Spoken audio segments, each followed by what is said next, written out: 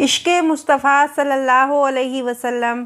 شیخ محمد شعراوی مصر کے بڑے عالم تھے۔ ایک بار جب سنہری جالیوں کو چومنے آگے بڑھے تو وہاں موجود شرطا کہنے لگا، شیخ آپ اتنے بڑے عالم ہو کر یہ بدعت کر رہے ہیں، آپ ایک پتھر کو کیسے چوم سکتے ہیں جبکہ علم والے ہیں؟ شیخ شعراوی نے فوراً سے کہا کہ تم نے مجھے بدعت سے بچا لیا، شکریہ تمہارا، مجھے اپنا سر چومنے دو کیونکہ تم نے مجھے بدعت سے بچا لیا ہے۔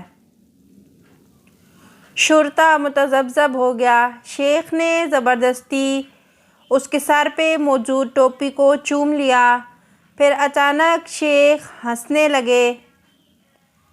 شرطا کہنے لگا کہ شیخ کیوں ہنستے ہو؟ فرمایا کہ اے مسکین، تم گمان کر رہے ہو کہ میں نے تمہیں چوما ہے۔ شرطا کہنے لگا کہ شیخ جی، آپ علامہ مفتی ہو کر یہاں حرم پاک میں مذاق کر رہے ہیں، یعنی آپ نے میرا سر ہی تو چوما ہے۔ تو شیخ نے فرمایا کہ میں نے ٹوپی چومی ہے، تمہیں نہیں چوما ہے۔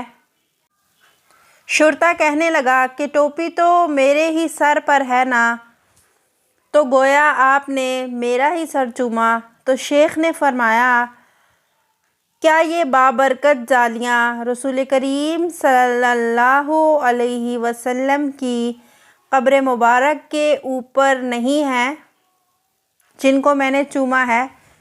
یعنی جیسے تمہارے سر پر موجود ٹوپی کو چومنا تمہیں چومنا ہے، ویسے ہی ان جالیوں کو چومنا رسول کریم صلی اللہ علیہ وسلم کو چومنے کی طرح ہے۔